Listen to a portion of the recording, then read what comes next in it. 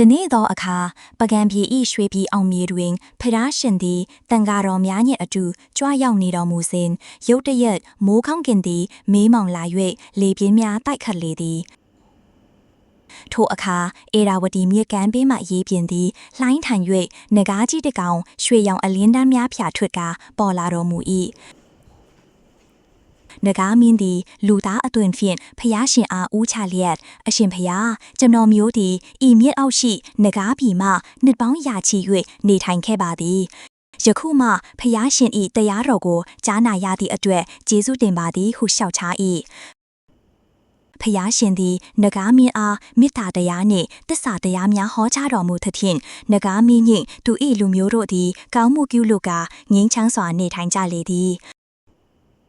ထိုအချိန်မှစ၍ပကံပြည်တွင်နဂါးများသည်လူသားတို့အားဘေးညံကင်းစေရန်စောင့်ရှောက်ကြသည်ဟုအစဉ်အလာဖြစ်ပေါ်လာခဲ့သည်မြန်မာပြည်၏ရွှေခေတ်အခါဖျားရှင်၏တရားတော်များပြန့်ပွားသည့်အခါပူကားပြည်သည်စီပင်သာယာလာ၏လေယာမြင်များတွင်တီးနှံပေါ်များခြင်းမြစ်ချောင်းများတန့်ရှင်းစွာစီစဉ်ခြင်းလူတို့သည်တဦးကိုတဦးကူညီခြင်းယဟန်တန်ဃာတော်များအားစွန့်နှောင်းလူခြင်းတို့ဖြင့်ပြည်သူတို့သည်တာယာဝဖြောစွာနေထိုင်ကြသည်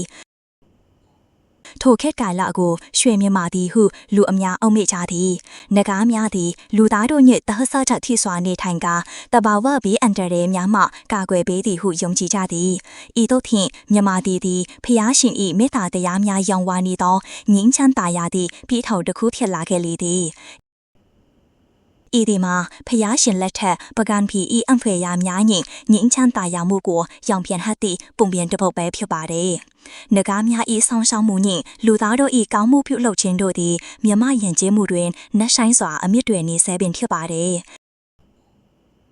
ဤပုံပြန်လေးကိုနားဆင်ပြီးမြမပြည်ကြီးအတွက်အေးချမ်းသာယာဖို့ဆုကောင်းပေးကြပါစို့။